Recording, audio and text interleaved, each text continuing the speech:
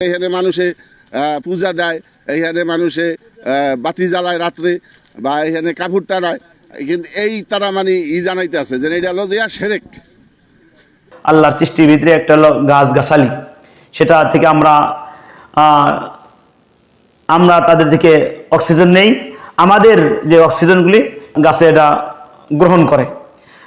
যে বিষয়টা নিয়ে ওলামায়ে কেরাম হোক আর যারাই হোক যে গাছটা কাটছে, মূলত যদি সেই গাছটা দ্বারা শিরক করা হয় তাহলে সেই গাছটা কাটাই ভালো। নবী সাল্লাল্লাহু আলাইহি ওয়াসাল্লাম বলেন, মান লাকিয়াল্লাহ লা ইউশরিক বিহি শাইআ দাখালাল জান্নাহ ওয়া মান লাকিয়াহু ইউশরিক বিহি দাখালান নার।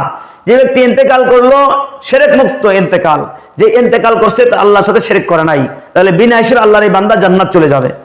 আর কোন আল্লাহর বান্দা আল্লাহকে সাক্ষাৎ দিল শিরক অবস্থায়, শিরক যুক্ত, এই বান্দার জন্য অবধারিত জাহান্নাম।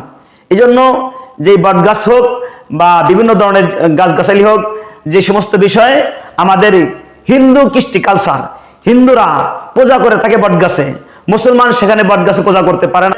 আদম আলাইহিস সালামকে আল্লাহ তাআলা তার কুদরতি হাত দিয়া তার মুখমণ্ডলকে তৈরি করেছেন। এই জন্য বলতেছিলাম যে মানুষ ইবাদত করবে একমাত্র আল্লাহর জন্য, আল্লাহর কাছে চাবে, আল্লাহই সবকিছু ব্যবস্থা করবে। ইতিকাদ করে যে বটগাছ আমাকে খাওয়াবে, বটগাছ আমার মান্নত পুরা করবে, বটগাছ আমাকে দেখাশোনা করবে, তাহলে সে শিরক করলো। আর ইন্না শিরকা লা যুলমুন আযীম।